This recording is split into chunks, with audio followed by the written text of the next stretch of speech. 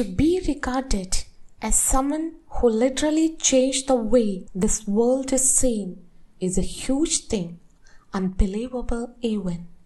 But not for Stephen Hawking, the man who defied all odds and showed that even the impossible can be achieved if you are willing to put your heart in it. The English theoretical physicist is truly one of this kind in the world. At a time when science was pretty much at a standstill, Hawking's contributions to the field have the capacity to leave everyone stunned, even to this day. He is one of the only few scientists to receive so much success on a commercial level that he has become a popular culture icon. His theories about the universe have earned him several weeks on bestseller lists for his books and have established him as one of the greatest minds of all time. His courage, brilliance, and humor inspired everyone who had the pleasure of knowing him. As a human being, he has been an inspiration to the world, to his colleagues, and people with disabilities everywhere. He lived a life many people would want to give up on, but Hawking, even on his darkest days, chose to move ahead instead of looking back. His willpower allowed him to cross mountains that many can't even cross with perfect health. His strength is the only reason why he will be remembered as the man who conquered high universe with his mind, never even moving a single muscle. Hats off to the great contributions and achievements by the great man Stephen Hawking. Welcome, my dear friends. Today, let's go through the profile of Stephen Hawking. In the Cockcroft Lecture Room on 29th April 1980, scientists and university dignitaries gathered in steep tiers of seats, facing a 2-story wall of chalkboard and slide screen. The occasion was an inaugural lecture given by the 38-year-old mathematician and physicist Stephen Hawking. Stephen William Hawking was born on 8th January 1942 in Oxford, England, exactly 300 years after the death of Galileo, the father of modern science. Maybe quite accidental, but a real wonder. Frank and Isabel Hawking were his parents. They were not wealthy, but believed in the value of education. So they planned to send him to the Westminster Public School, a famous public school in the heart of London. Unfortunately, Stephen was ill at the time of the scholarship examination, and so he attended the local St. Albans School. 1942 ജാനുവരി 8 ഇംഗ്ലണ്ടിലാണ് Stephen Hawking ജനിച്ചത്. മാതാപിതാക്കൾ Frank and Isabel Hawking. വിദ്യാഭ്യാസത്തിന്റെ പ്രാധാന്യത്തെക്കുറിച്ച് തീർത്തും ബോധവാന്മാരായിരുന്നു അദ്ദേഹത്തിന്റെ രക്ഷിതാക്കൾ. അതുകൊണ്ടുതന്നെ ലണ്ടൻ സിറ്റിയുടെ ഹൃദയഭാഗത്തുള്ള ഫേമസ് പബ്ലിക് സ്കൂളിൽ സ്റ്റീഫനെ ചേർക്കണം എന്നതായിരുന്നു അവരുടെ ആഗ്രഹം. എന്നാൽ അവിടേക്കുള്ള സ്കോളർഷിപ്പ് എക്സാമിനേഷന്റെ അന്ന് അസുഖം കാരണം കൊച്ചു സ്റ്റീഫന് പങ്കെടുക്കാനായില്ല. അതുകൊണ്ട് ലോക്കൽ സെയിന്റ് ആൽബൻസ് സ്കൂളിലായിരുന്നു അദ്ദേഹത്തിന്റെ പഠനം. ഭാഗ്യം ചെയ്ത സ്കൂൾ അല്ലേ? കുറെക്കാലം കഴിഞ്ഞ് നിങ്ങളെല്ലാം പഠിച്ച വിദ്യാലയത്തെക്കുറിച്ച് അഭിമാനത്തോടുകൂടി ഇത്തരത്തിലുള്ള പരാമർശങ്ങൾ ഉണ്ടാകുമെന്ന് പ്രതീക്ഷിക്കാം. When he was 8 years old, he was seriously thinking of becoming a scientist. But his father encouraged him to follow his profession in medicine. But Stephen was not at all interested in biology. 8-ാമത്തെ വയസ്സിൽ തന്നെ ശാസ്ത്രജ്ഞൻ ആവണം എന്നതായിരുന്നു നമ്മുടെ കൊച്ചു സ്റ്റീഫന്റെ ആഗ്രഹം. Medicine പ്രൊഫഷനിലേക്ക് തന്നെ പിന്തുടരണമെന്ന് അച്ഛൻ ആവശ്യപ്പെട്ടു. പക്ഷേ നമ്മുടെ സ്റ്റീഫന് ബയോളജി തീരെ ഇഷ്ടമല്ലായിരുന്നു. And do you want to know how his education was when he was a small child? Actually, he was only an average boy, slow in learning reading, and his handwriting was so horrible. It was the despair of his teachers. And at 14, though he was interested to study physics and mathematics, he followed his father's advice and studied chemistry and physics, only a little bit of mathematics, in preparation for the entrance to Oxford.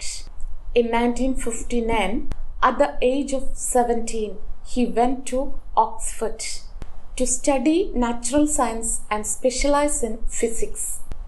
Though he got admission at the University College, one of the oldest in Oxford, he was not comfortable for about a year and a half. He felt bored and lonely. But in his second year, he started to enjoy Oxford campus.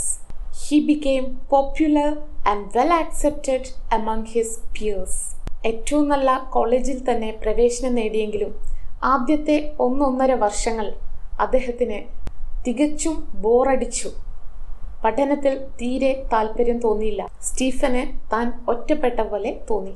പക്ഷേ 2-ാമത്തെ വർഷമായപ്പോഴേക്കും കാര്യങ്ങളെല്ലാം മാറിമറിഞ്ഞു. കൂട്ടുകാരുടെ ഏറ്റവും പ്രിയപ്പെട്ട ചങ്ങാതിയാവാനും ഏറ്റവും സ്മാർട്ടായ വിദ്യാർത്ഥിയാവാനും Stephen ഹോക്കിങ്ങിന് കഴിഞ്ഞു. However, at the end of his 3rd year, he selected theoretical physics as his specialty. Then he applied to Cambridge to do PhD. In order to get admission in Cambridge University for PhD, he should get a first at Oxford. He was very confident, but when the exam nears, he lost all his confidence and ended up disastrously on the borderline between a first and a second. പാവം വളരെ ആത്മവിശ്വാസത്തോടു കൂടി നിന്നെങ്കിലും പരീക്ഷയോടടുത്തപ്പോൾ performance അല്പം മോശമായി. ഫസ്റ്റിനും സെക്കൻഡിനും ഇടയിലുള്ള ഒരു border ലൈനിലായിരുന്നു അദ്ദേഹത്തിന്റെ score. Anyway, he was summoned for an interview. He was tensed actually because he was on the borderline. There's a chance for him to get in or get out. So he was a bit tensed. But he managed to come up with a wonderful remark. Actually, he became famous among his friends for that remark. Do you know what was that wonderful remark he made in front of the interview board? If I get a first, I will go to Cambridge.